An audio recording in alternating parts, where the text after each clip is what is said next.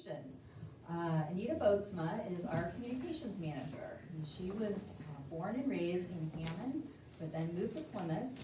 After college, she worked in sales and eventually as a designer and manufacturer of custom home furnishings. She taught craft in classes and seminars both in person and online, and this led to a sales and management position at a drapery hardware manufacturer in Arizona where she spent 16 years. She retired and came back to Plymouth and has been our communications manager for over 2 years.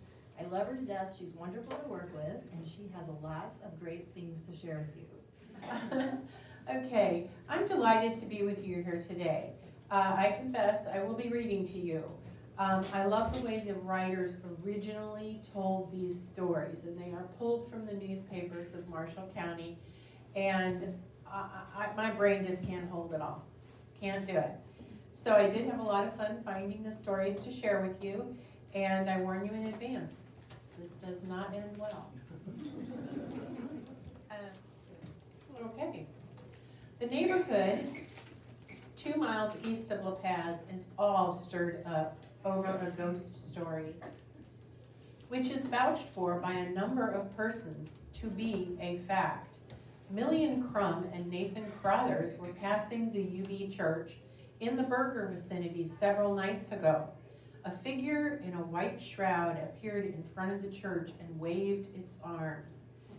The movement of the white object so frightened their horse that it ran some distance before the animal could be stopped.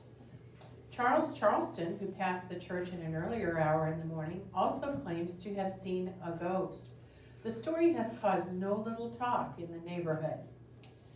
Samuel Thomas, who is not afraid of fire or brimstone, proposes to investigate the affair and will visit the place with a party of men Saturday night. Mr. Thomas is of the opinion that it is a joke being played by some boys to create a sensation, and will make an effort to capture the ghost. From the Bremen Inquirer, May 11th, 1900. A ghost, yes, a veritable ghost, was reported as being seen on the railroad south of Argus near Davis Crossing. Fred Schaefer first discovered the nocturnal spirit, which appeared in the form of a woman of extraordinary height.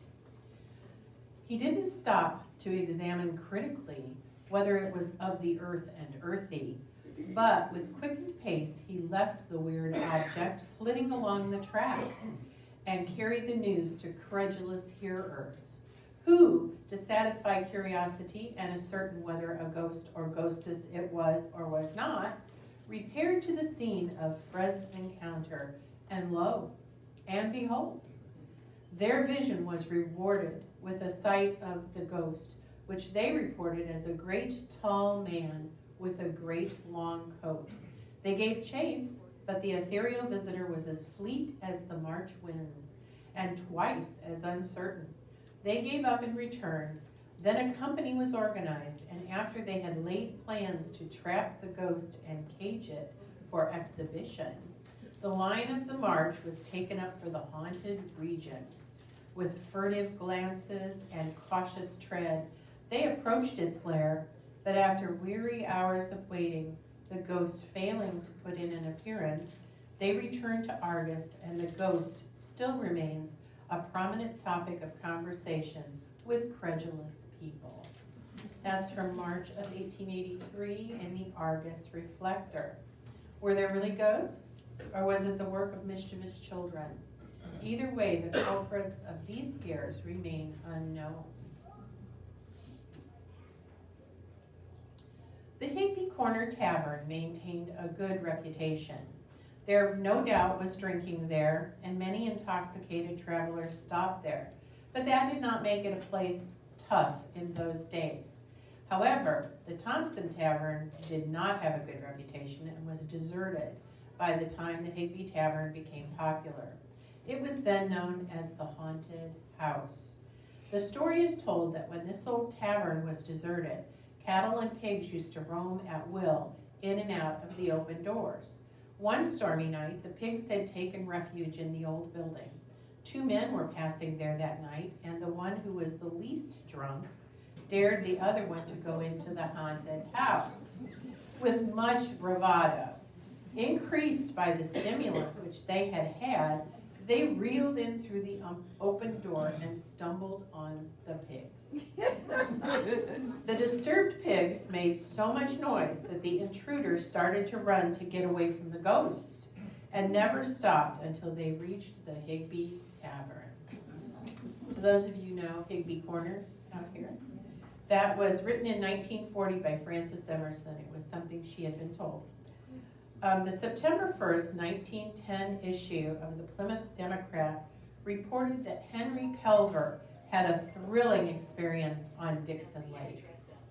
He was in the middle of the lake when he saw a dark-looking object in the distance approaching his boat. The water parted into waves on either side of the object as it came nearer. Its head looked like that of a big black dog, and its eyes snapped ferociously. Just below the blue water of the surface was a big black form about the size of a wheelbarrow, and there seemingly were 100 pairs of legs wiggling and paddling underneath it. Within 2 or 3 rods of the boat, the monster turned, dove, and disappeared. Anybody swam in Dixon Lake? I see hands. We have all had an experience that in hindsight is super creepy. Creepy to the point that we wonder if it really was what it seemed. The truth is, sometimes yes, and sometimes no. The headline in the Marshall County Republican on the 4th of January, 1872 read, "Great excitement. Dead man found in dark room. Suspicions of murder." Last Friday morning, we noticed a large number of our citizens, apparently very much excited, running up the stairs leading to the Democrat printing office. We joined in the crowd and soon learned that the nude body of a dead man was lying on the floor in a dark room in the attic of the building at the corner of LaPorte and Michigan streets. It was at first supposed by some that the man who had been murdered by a Daguerrean who had occupied the premises last fall and left the place hastily without giving notice of his intentions. Others thought the body had been stolen from the grave by physicians and placed there to elude search. Someone in the crowd, after taking a good look at the face of the corpse, said he knew the man. It was Pierce the horse thief who died in jail about 2 weeks ago. How he came out of his grave, or who took him out, is a question we cannot answer, but almost everyone charges it upon the doctors, as they are the only persons who would be likely to have any use for the body.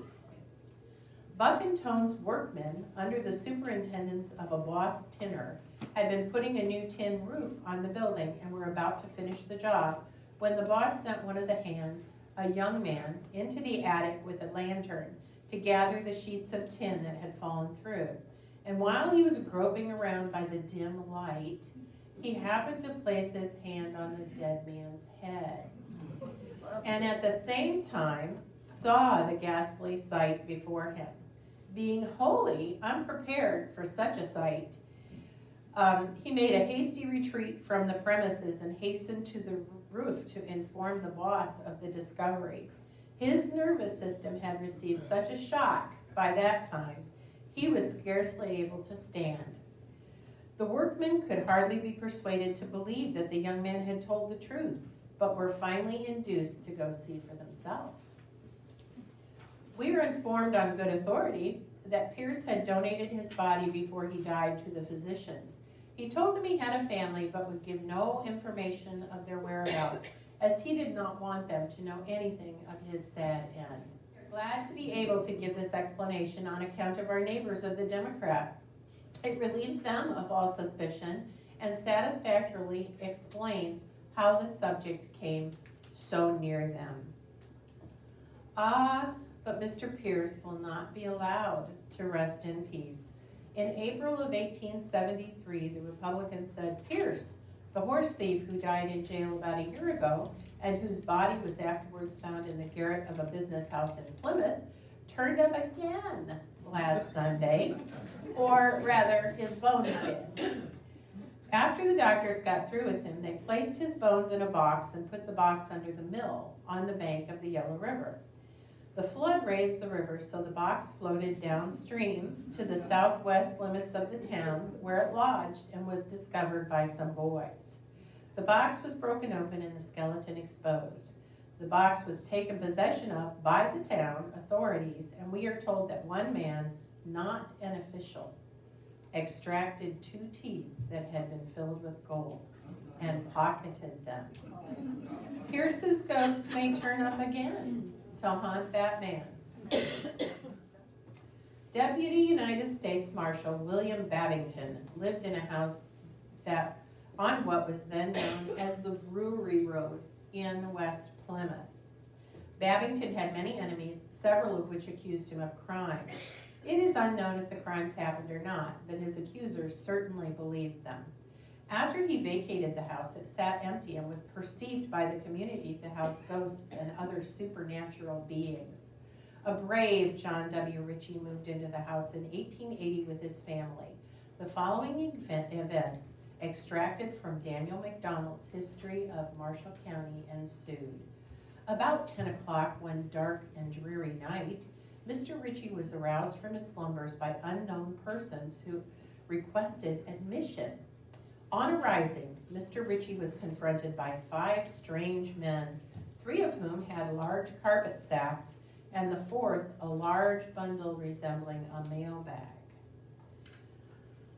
The oldest man among them seemed to be the commander, and he informed Mr. Ritchie that they had no designs against him or his property, but one of the number had resided in the house some 8 years before, and they desired the privilege of digging in the cellar. Having received permission, which they would have taken whether they received it or not, 3 of the men went down in the cellar, 1 remained with the family, and the man who did the talking left. The parties worked away in the cellar, the noise of the pick and shovel being heard unceasingly until about 1 a.m. when it stopped.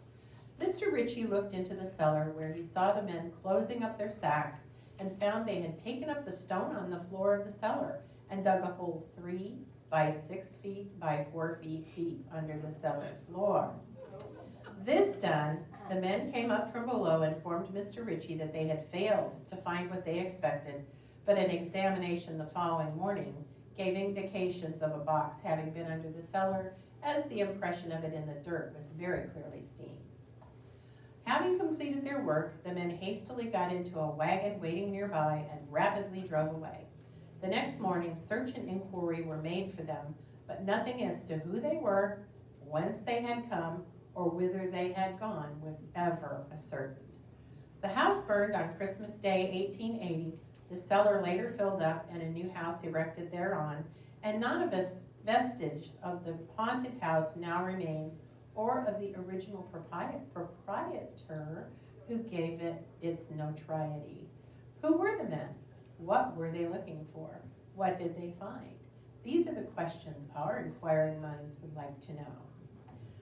Marshall County is no stranger to tragic death, but the circumstances of these deaths qualify to be called bizarre, even unsettling, particularly for those involved.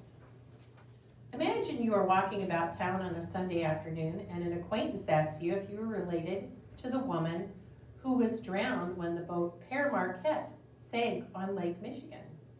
My God, what was her first name? Well, the name under which she was registered was Mrs. N.B. Hamp of Saginaw, Michigan. That is the shocking way that Napoleon B. Hamp received the news that his wife and her mother had been drowned when the steamer sank last Wednesday. At the time of the tragedy, a list of the victims was published with the statement that 2 unknown ladies from Saginaw had been victims, but their bodies had not been recovered.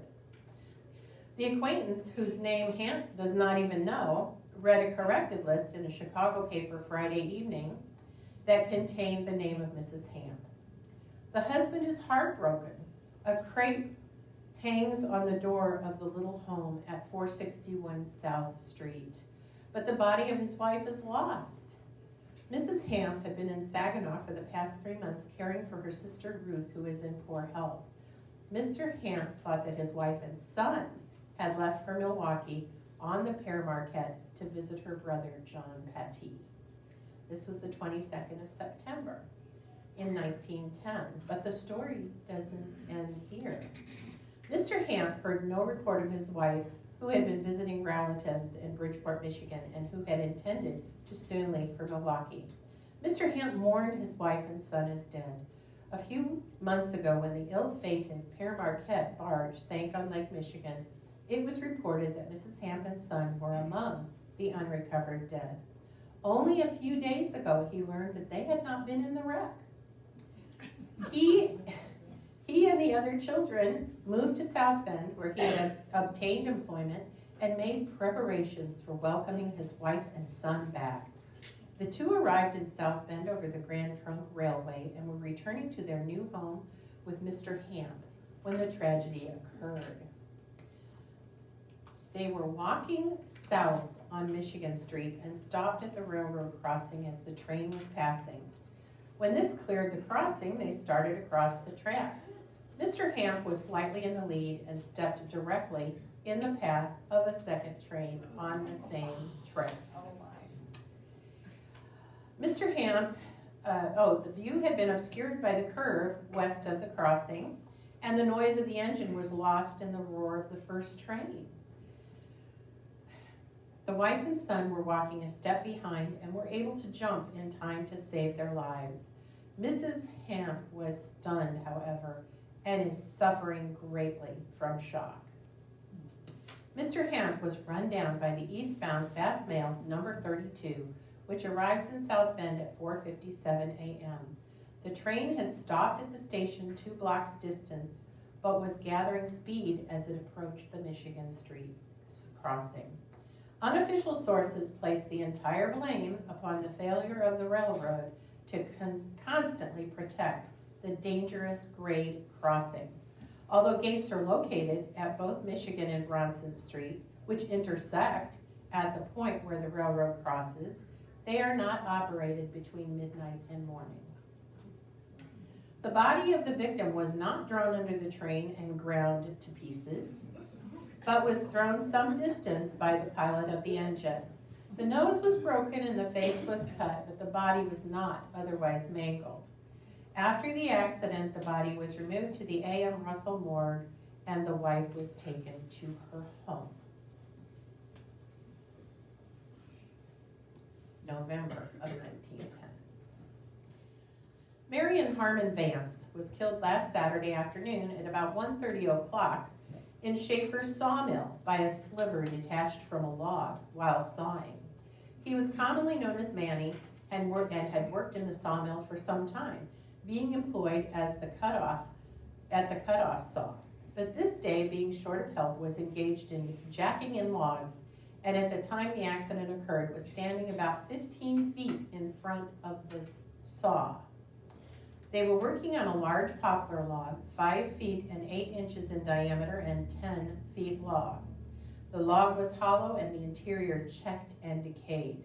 Having sawed off the 2 opposite sides, they were working on the 3rd side and nearing the center when several pieces were detached by the saw and sent flying in various directions through the air, one of which struck him just about the left eye and, knocking him down, passed through a window about 20 feet out in the mill yard, carrying with it the window frame and part of the casing. This piece of the log was about 3 feet long, 7 inches wide, and 2 inches thick at the heavy end. Undoubtedly, he was struck by the flat side of the stick, as there were no gashes cut in his face and head, but the bones of his forehead and the front part of his skull were completely crushed. An additional sad feature of the fatal accident was that his aged father, Elias Vance, was standing about 5 feet away at the time it occurred. Manny was an industrious and honorable young man, helping greatly to the support of his father and mother. He leaves a father, mother, large group of brothers and sisters, and a host of friends to mourn his departure. June 18, 1903. About an hour after going to work Friday morning at the Ely sawmill, Charles Vance was killed when a board was thrown back against his chest. Mr. Vance was running the edger and had put the board through it when it caught in the saw and was hurtled backwards through the air, striking him in the chest and injuring him so badly that he died before a physician could arrive. His death is very similar to that of his brother Manny, who was killed at the sawmill 35 years ago. He is survived by his widow and 8 children and 3 grandchildren. February 16th of 1938. On July 19th of 1932, Edward R. Cook, 48 years of age, town marshal of Culver for the last 5 years, was shot and killed Tuesday morning when his service revolver was accidentally discharged. The accident occurred about 10:30 a.m. at the Shell service station, when Marshal Cook stopped to aid Earl Shaw and Mr. Fisher remove a tire from a rim belonging to Mr. Fisher. The tire was on the cement floor of the inside of the driveway in front of the station, and the 3 men were gathered around it. Cook leaned down to pick up a screwdriver, and in some manner his revolver, which he carried in a holster under his left arm, fell out and struck the cement floor. The loaded revolver was evidently not carried with the safety catch on, for it was discharged by the impact, the bullet piercing Cook's heart, going out through his back and lodging in the ceiling of the driveway canopy. Marshal Cook raised up slowly and placed his hand over his heart, while Shaw asked, "Did it get you, Ed?" "Yes, it got me," were the only words the marshal uttered from the time the bullet struck him until he died. He took a few steps towards the door of the station, assisted by Shaw, but collapsed and died immediately thereafter.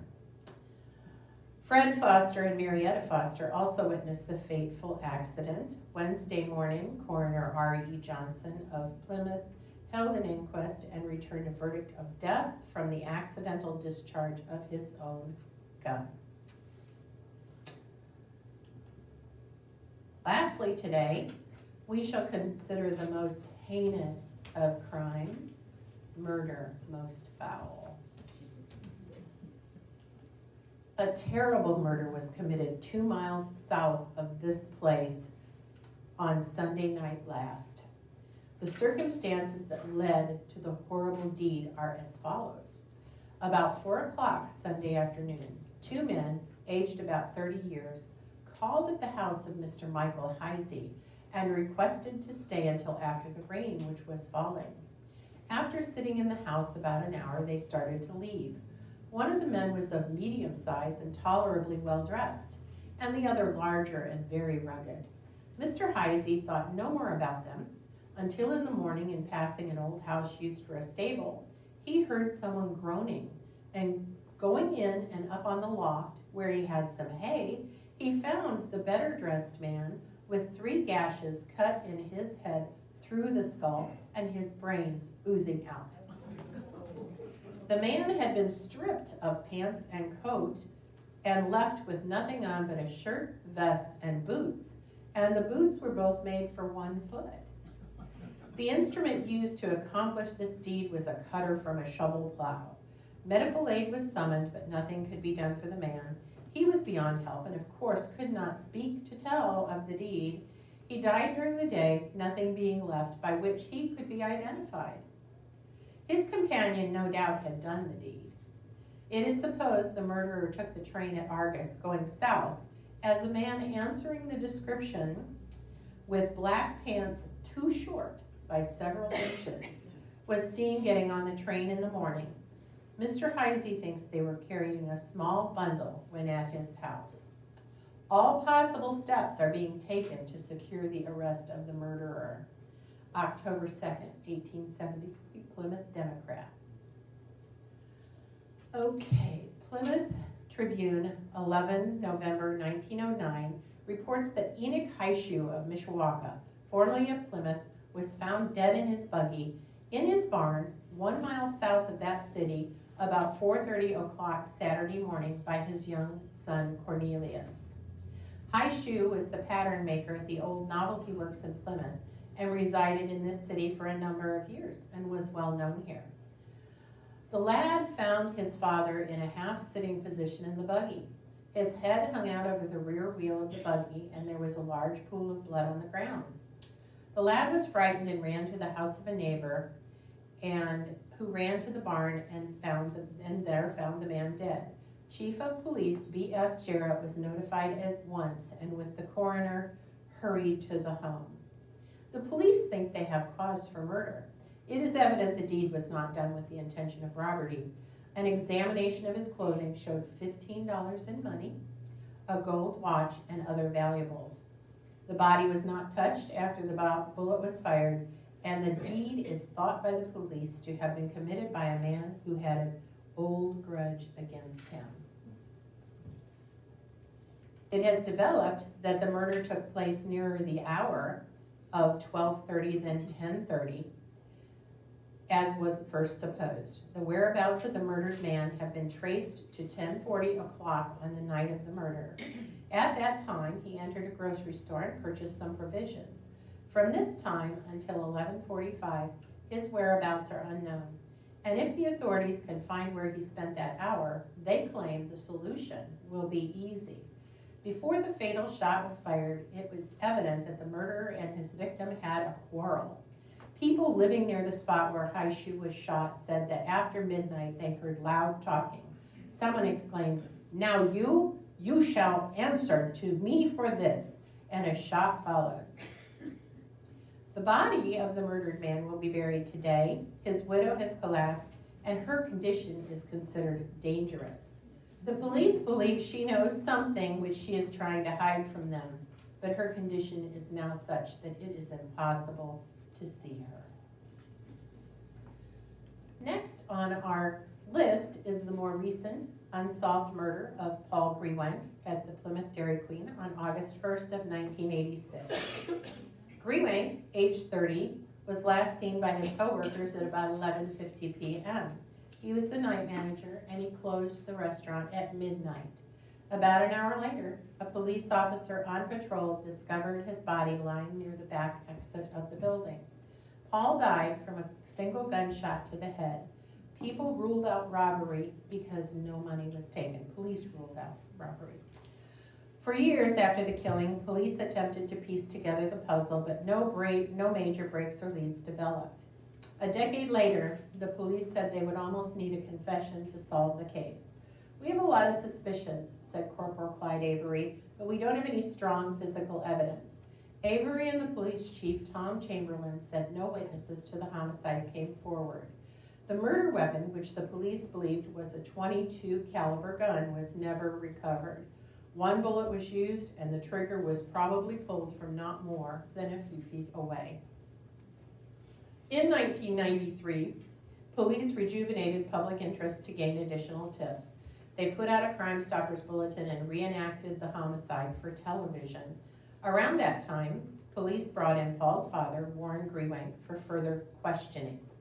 Avery said Warren Grewank's original statements about his whereabouts the night of the murder shed some inconsistencies. Avery added that Grewank was still a viable suspect. Warren Grewank died in 2008 at age 87, and the murder was never solved. The next unsolved murder in Marshall County is the case of 28-year-old Darlene Hulse. Her murder occurred on August 17th of 1984. The murderer pretended to be a delivery driver and forced his way into the Hulse home, where he attacked her in the living room. Her two older daughters were taking a bath, heard the commotion, and interrupted the attack. Darlene screamed for them to run to their grandparents' home just down the road for help. The perpetrator forcibly removed Darlene from the home and escaped in his car. The little girls later helped the police create a sketch of the man in the car. Unfortunately, Darlene's body was found the next day in a wooded area 7 miles from her home. She was in 30 to 40 feet from the road and might not have been found except for a lumber buyer who was checking the woods. Her cause of death was blunt force trauma, probably caused by a fireplace tool from her home. In the years since, this case has been reviewed over and over. Lots of suspects have been investigated, but no one has been charged. Still unsolved. Our last case is that of Brandy Peltz.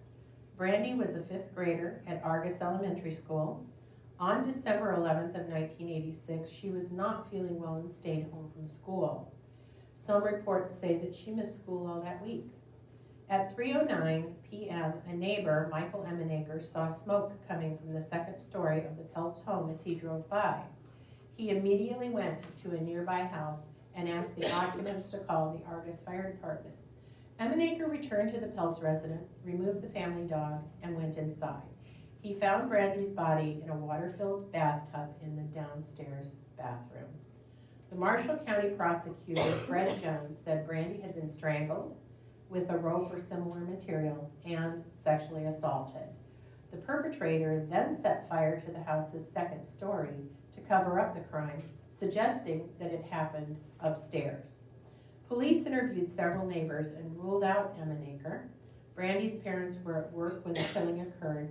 Her mother, Roxy, had stopped by on her lunch break earlier. Jones said the family had received several obscene phone calls in the past couple of days, including one less than 2 hours before Brandy was killed. There was no conversation, only heavy breathing, and the caller would hang up.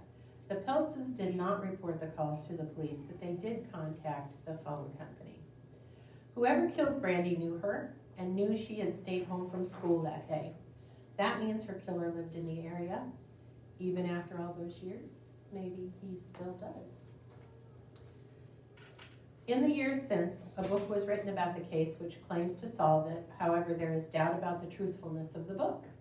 There are also various podcasts and videos about the case available. All in all, we are fortunate to live in a county where murder is so rare and unsolved cases so far in our past and so few in number. It's a tribute to our law enforcement and judicial people who handle these cases. And I wrote that for I knew you were going to be here, Nelson. Thank you all very much. I appreciate you being here.